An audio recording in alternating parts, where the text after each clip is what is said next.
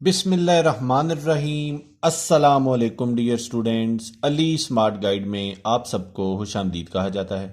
हमारे पास टाइम और वर्क सीरीज का एक इम्पॉर्टेंट क्वेश्चन है जिसकी स्टेटमेंट है, if 20 men can construct a wall in 5 days, then 10 men can construct the wall in how many days. Question की स्टेटमेंट में बताया गया है कि अगर 20 आदमी एक दीवार को 5 दिनों में बनाते हैं तो बताइए 10 आदमी उसी दीवार को कितने दिन में बनाएंगे। डियर स्टूडेंट्स, अब हम इस क्वेश्चन को सॉल्व करते हैं। डियर स्टूडेंट्स, क्वेश्चन में जो रिलेशनशिप दी गई है मैन और डेज में, वो रिलेशनशिप होती है इनवर्स। तो मैन को हम रिप्रेजेंट करते हैं एम से और डेज को रिप्रेजेंट करते हैं डी से। तो ये इनके दरमियान इनवर्स रिलेशनशिप है, यानी कि जितने मैन ज़्यादा होंगे वाल को कंस्ट्रक्ट करने के लिए उतने ही कम दिन चाहिए होंगे।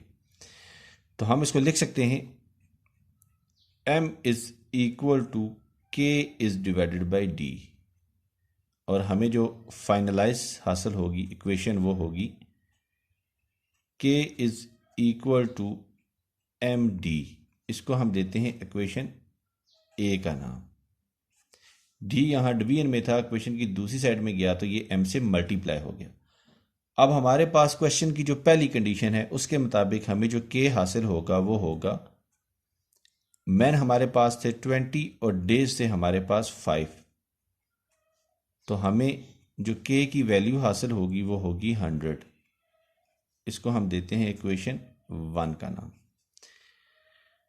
और क्वेश्चन की दूसरी कंडीशन के मुताबिक जो के हमें हासिल होगा वो होगा, मैन तो हमारे पास 10 है और डेज हमें नहीं मालूम, तो इसको हम सपोज करते हैं एक्स के। तो 10 इज मल्टीप्लाइड बाय एक्स, तो इस सूरत में हमें के हासिल होगा 10x। तो इसको हम देते हैं इक्वेशन 2 का नाम। अब इक्वेशन 1 और इक्वेशन 2 को जब हम आपस में कंपेयर करेंगे तो हमें हासिल होगा 10x इज इक्वल टू 100। 10 यहाँ x से मल्टीप्लाई हो रहा है, जब इक्वेशन की दूसरी साइड पे जाएगा तो ये डिवीजन में चला जाएगा। तो हमें जो x की वैल्यू हासिल होगी वो होगी 100 इज डिवाइडेड बाय 10, जो कि बनती है 10।